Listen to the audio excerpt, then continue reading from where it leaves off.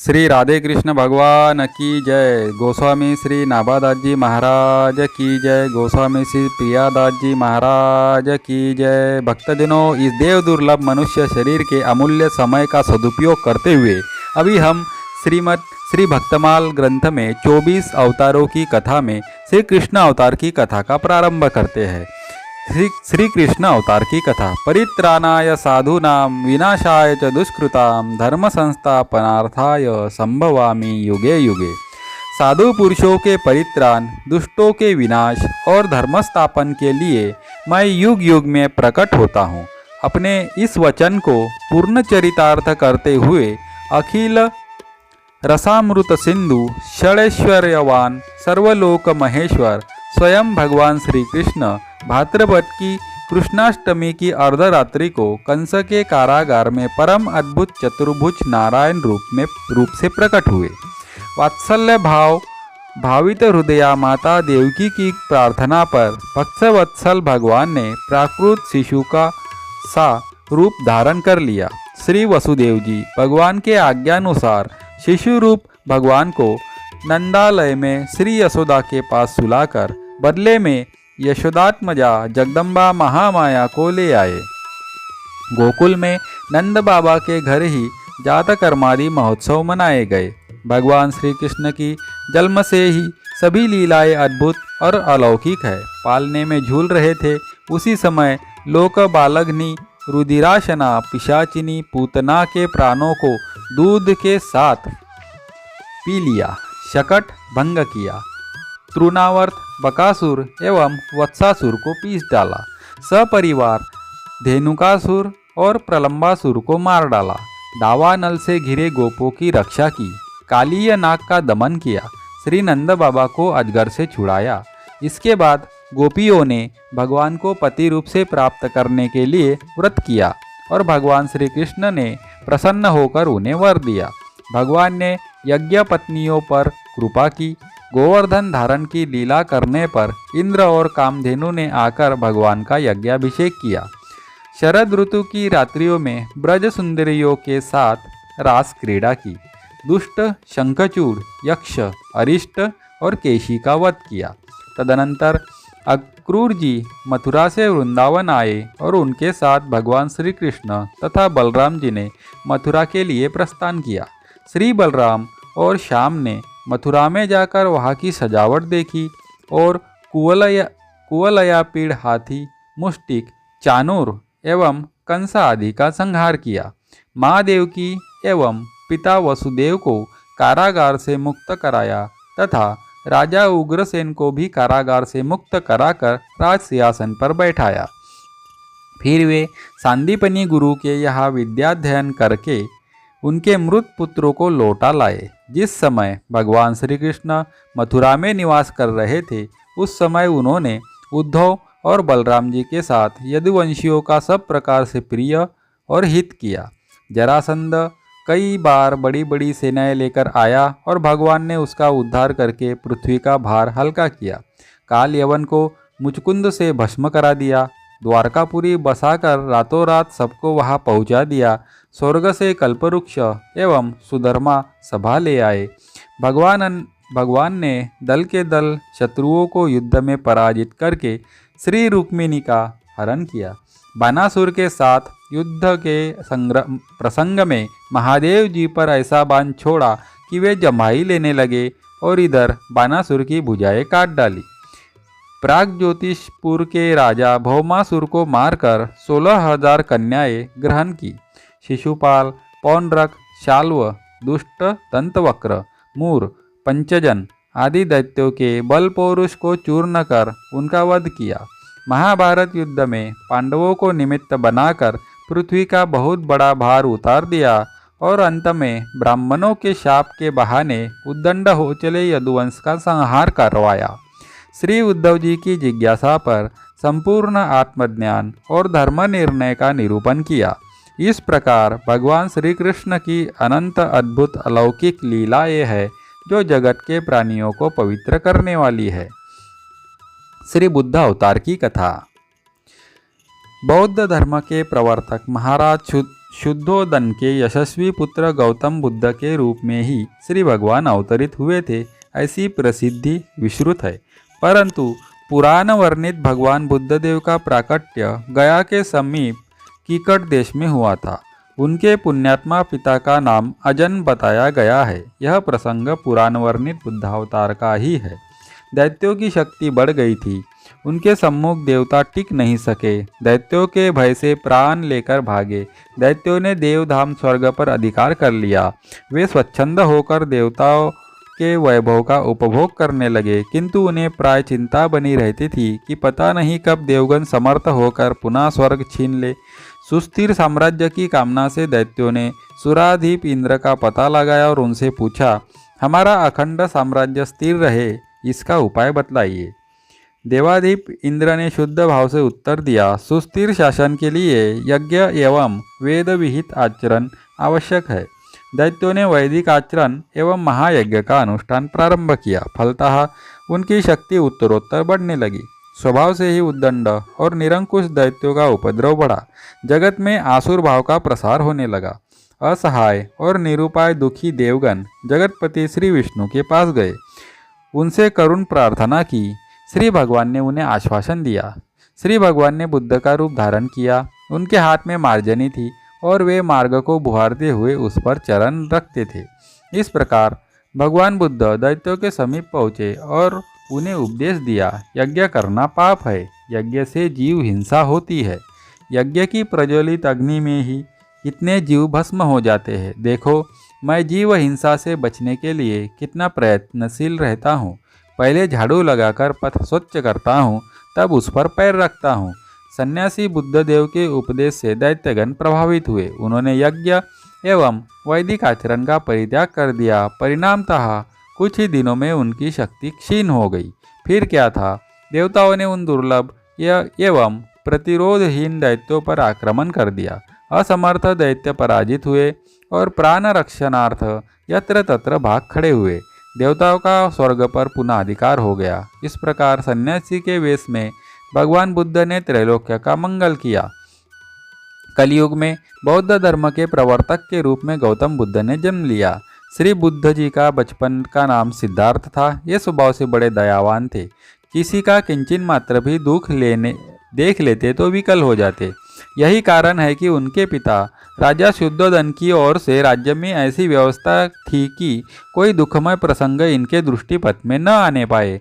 परंतु यह सब होने पर भी दैव योग से एक दिन सहसा एक रुग्ण पुरुष को, कुछ ही दिन बाद एक अत्यंत वृद्ध पुरुष को, पश्चात एक मृतक को देखकर इनकी आत्मा सिहर उठी और उसी दिन से ये जगत से उदास हो गए। उनकी यह उदासीनता माता पिता को खली और इन्हें जगत प्रपंच में फंसाने के लिए अत्यंत रूपवती यशोधरा नाम की कन्या से विवाह कर दिया। और समय पर सिद्धार्थ के राहुल नाम का एक पुत्र भी उत्पन्न हुआ। परंतु उदासीनता मिटी नहीं, बल्कि बढ़ती ही गई। परिणाम स्वरूप अपनी प्रिय पत्नी यशोधरा, नवजात पुत्र राहुल, स्नेहमूर्ति पिता राजा शुद्धोदन तथा वैभव संपन्न राज्य, इन सबको ठुकराकर युवावस्था में ही गौतम घर से निकल पड़े। केवल तर्कपूर्ण बौद्धिक ज्ञान उन्हें संतुष्ट करने में समर्थ नहीं था।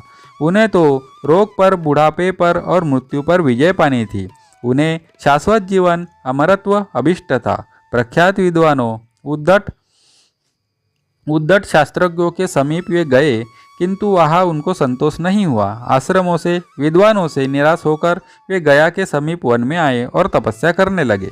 जाड़ा, गर्मी और वर्षा में भी बुद्ध जी वृक्ष के नीचे अपनी वेदिका पर स्थिर बैठे रहे। उन्होंने सब प्रकार का आहार बंद कर दिया था। दीर्घकालीन तपस्या के कारण उनके शरीर का मांस और रक्त सूख गया। केवल हड्डियां, नसें और चर्म ही शेष रहा। गौतम का धैर्य अविचल था। कष्ट क्या है, इसे वे अनुभव ही नहीं करते थे, किंतु उन्हें अपना अभिष्ट प्राप्त नहीं हो पा रहा था। सिद्धियां मंडराती, परंतु एक सच्चे साधक, सच्चे मुमुक्षु के लिए सिद्धियां बाधक है। अतः गौतम ने उन पर दृष्टिपात ही नहीं किया।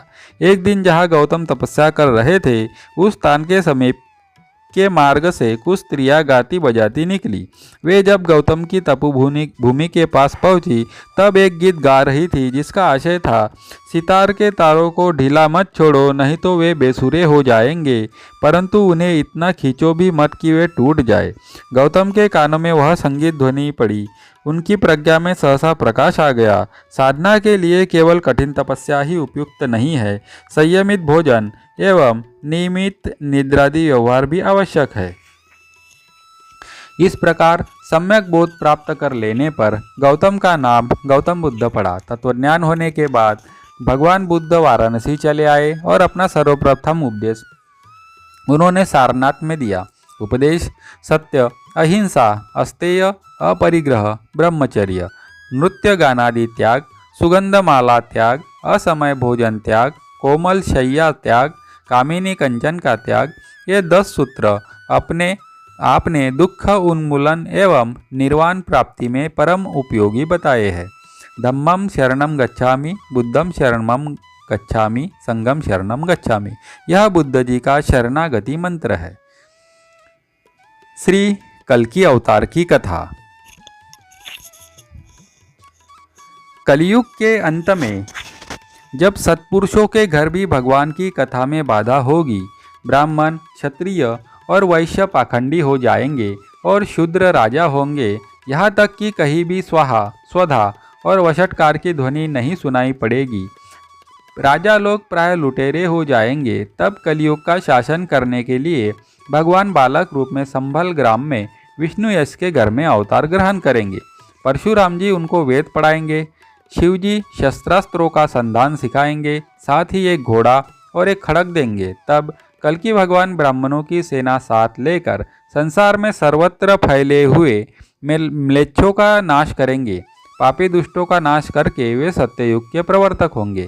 वे ब्राह्मण कुमार बड़े ही बलवान, बुद्धिमान और पराक्रमी होंगे। धर्म के अनुसार विजय प्राप्त कर वे चक्रवर्ती राजा होंगे और इस संपूर्ण जगत को आनंद प्रदान करेंगे। महाभारत वन पर्व। श्री व्यास जी के अवतार की कथा। चेदी देश के राजा वसु पर अनुग्रह करके देवराज इंद्र ने एक दिव्य विमान दिया था, जिस पर बैठकर वे आकाश में सबके ऊपर विचरते थे। अतः उनका नाम उपरिचर वसु पड़ गया था। एक बार राजा उपरिचर वसु अपनी ऋतुस्नाता पत्नी गिरिका को, जिसने पुत्रोत्पत्ति की कामना से उचित समय पर समागम की प्रार्थना की थी, उसे छोड़कर मृगया के लिए वन में चले गए। वन में ऋतुराज वसंत की अद्भुत शोभा देखकर राजा को कामोद्दीपन हुआ, जिससे उनका वीर्य स्खलित हो गया। राजा ने यह विचार कर कि मेरा वीर्य भी व्यर्थ न जाए और रानी का ऋतुकाल भी व्यर्थ न हो, अतः वटपत्र पुटक में रखकर एक बाज पक्षी के द्वारा उस वीर्य को रानी के पास भेजा। संयोगवश मार्ग में एक दूसरे बाज से संघर्ष हो जाने के कारण वह वीर्य यमुना नदी में गिर गया, जिसे ब्रह्मा जी के शाप से मछली रूप धारिणी अद्रिका नाम की अप्सरा पी गई और कालांतर में जब मत्स्यजीवी मल्लाहों के जाल में वह मछली फंसी और मछुओं ने उसके पेट को चीरा, तो उसमें एक अत्यंत सुंदर पुत्र और एक कन्या रत्न को पाया। मछुओं ने उन दोनों संतानों को राजा उपरिचर वसु को निवेदन किया। राजा ने स्वयं पुत्र तो स्वयं ले लिया, जो आगे चलकर मत्स्य नामक एक बड़ा धर्मात्मा राजा हुआ। कन्या के शरीर से मछली की गंध आती थी, अतः उसे दासराज नामक मल्लाह को सौंप दिया। वह रूप के साथ साथ सत्य से युक्त थी, अतः उसका नाम सत्यवती पड़ा। एक बार तीर्थ यात्रा के उद्देश्य से विचरने वाले महर्षि पराशर ने उसे देखा, तो शुभ संयोग देखकर बुद्धिमान पराशर ने उसके साथ समागम की इच्छा प्रकट की। सत्यवती ने संकुचित होकर अपने कन्यात्व के दूषित होने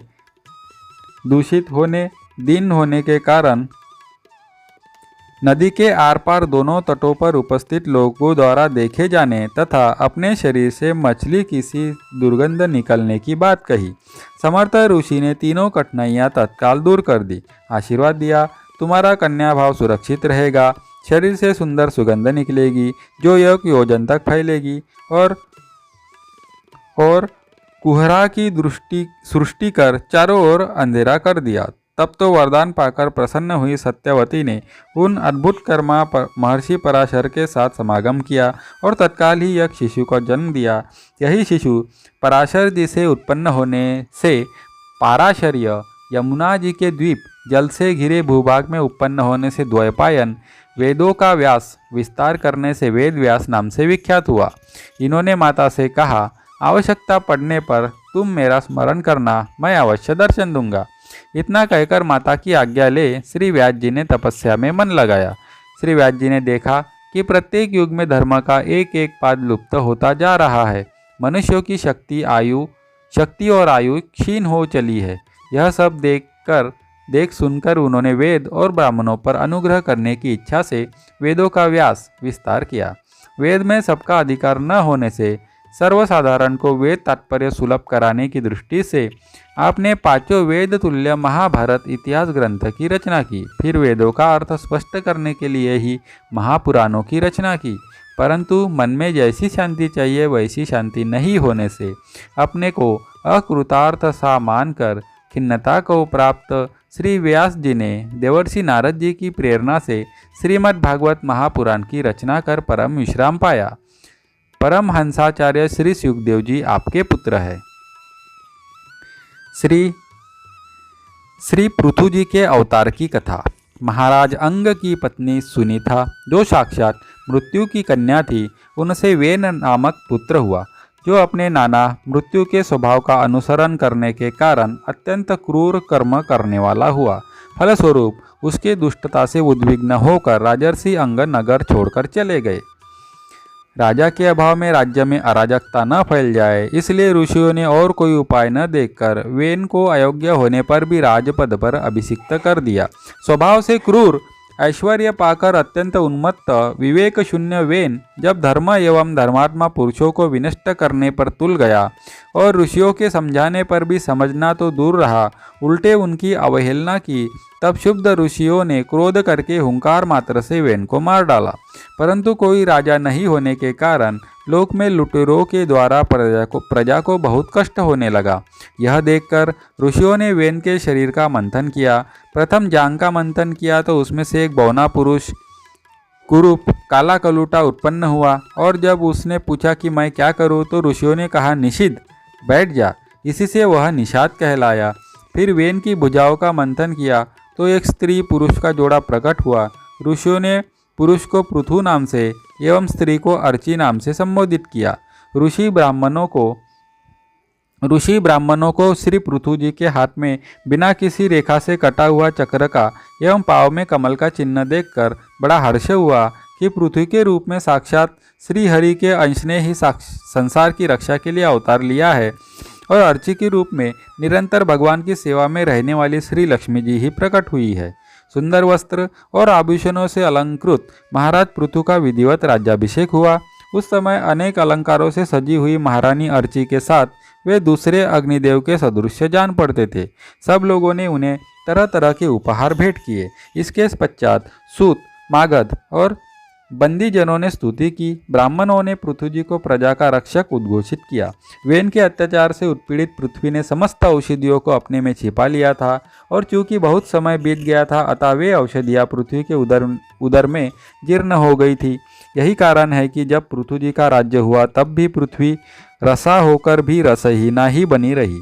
फलस्वरूप भूख के कारण प्रजाजनों के शरीर सूखकर काटे हो गए थे। उन्होंने अपने स्वामी पृथु के पास आकर कहा। तब पृथु जी ने क्रोध में भरकर पृथ्वी को लक्ष्य कर बाण चढ़ाया। पृथ्वी प्रथम तो डरकर गौरूप धारण कर भागी, परंतु कहीं भी बचाव न देखकर श्री पृथु जी के शरण में आ गई। तब श्री पृथु जी ने पृथ्वी के संकेत से गौरूप धारिणी पृथ्वी का दोहन किया, जिससे पुनः सभी अन्न और औषधियाँ प्रकट हो गई। प्रजा सुख चैन से रहने लगी। परम धर्मात्मा श्री पृथु जी ने 100 अश्वमेघ यज्ञ करने का संकल्प कर 99 यज्ञ पूर्ण होने पर जब 100वें अश्वमेघ यज्ञ का प्रारंभ किया तो इंद्र ने अपना सिंहासन छीने जाने के भय से बहुत विघ्न किया। तब इंद्र का वध करने के लिए उद्यत श्री पृथु जी को याजकों ने यज्ञ में क्रोध को अनुचित बताकर स्वयं मंत्र बल से बलपूर्वक इंद्र को अग्नि में हवन कर देने का निश्चय किया। तब लोकत्रष्टा जगत पितामह ब्रह्मा जी ने ब्राह्मणों को समझाकर रोका। श्री पृथु जी का 100 यज्ञ करने का जो आग्रह था उससे निवृत्त कर इंद्र से संधि करा दी। महाराज पृथु के 99 यज्ञों से ही यज्ञ भोक्ता यज्ञेश्वर भगवान विष्णु को भी बड़ा संतोष हुआ। वे देवराज इंद्र को साथ लेकर श्री पृथु जी के सामने प्रकट हुए। अपने ही कर्म से लज्जित इंद्र श्री पृथु जी के चरणों में गिरना ही चाहते थे कि पृथु जी ने उन्हें हृदय से लगा लिया। भगवान का दर्शन कर श्री पृथु जी निहाल हो गए। आंखों से प्रेमाश्रु, शरीर में रोमांच, हृदय में उमड़ा हुआ अनंत आनंद सागर, यह थी उस समय श्री पृथु जी की अवस्था। उन्होंने हाथ जोड़कर भगवान की स्तुति की। भगवान ने श्री पृथु जी के गुणों की सराहना करते हुए वर मांगने को कहा। तब श्री पृथु जी बोले, मुझे तो उस मोक्ष पद की भी इच्छा नहीं है जिसमें महापुरुषों के हृदय से उनके मुख द्वारा निकला हुआ आपके चरण कमलों का मकरंद नहीं है, जहाँ आपकी कीर्ति कथा सुनने का सुख नहीं मिलता है। इसलिए मेरी तो यही प्रार्थना है कि आप मुझे 10,000 कान दे दीजिए, जिससे मैं आपके लीला गुणों को सुनता ही रहूं। इस प्रकार प्रार्थना करने पर उनको अपनी भक्ति का वर प्रदान कर भगवान अंतर्धान हो गए। बहुत काल तक धर्मपूर्वक प्रजा का पालन कर श्री पृथु जी सनत कुमार जी के उपदेशों का स्मरण कर कि अब मुझे अंतिम पुरुषार्थ मोक्ष के लिए प्रयत्न करना चाहिए। पृथ्वी का भार पुत्रों को सौंपकर अपनी पत्नी सहित तपोवन को चले गए और वहां जाकर भगवान सनत कुमार ने जिस परम उत्कृष्ट आध्यात्म योग की शिक्षा दी थी उसी के अनुसार पुरुषोत्तम श्री हरि की आराधना करने लगे और अंत में भगवान के श्री चरण कमलों का चिंतन करते हुए ब्रह्म स्वरूप में लीन हो गए। यह देखकर महाराज पृथु की पतिव्रता पत्नी अर्ची ने चिता बनाई और अपने पति के साथ सती हो गई। परम साध्वी अर्ची को इस प्रकार अपने पति वीरवर पृथु का अनुगमन करते देख सहस्त्रों वरदायिनी देवियों ने अपने अपने पतियों के साथ उनकी स्तुति की। वहां देवताओं के बाजे बजने लगे। देवताओं ने पुष्पवृष्टि की। श्री राधे कृष्ण भगवान की जय। अगर आप भी भगवान में भक्ति रखते हैं, साधु संतों में पूज्य भाव रखते हैं, तो मेरे वीडियो को लाइक कीजिए, कमेंट कीजिए और मेरे चैनल को सब्सक्राइब कीजिए। श्री हरि।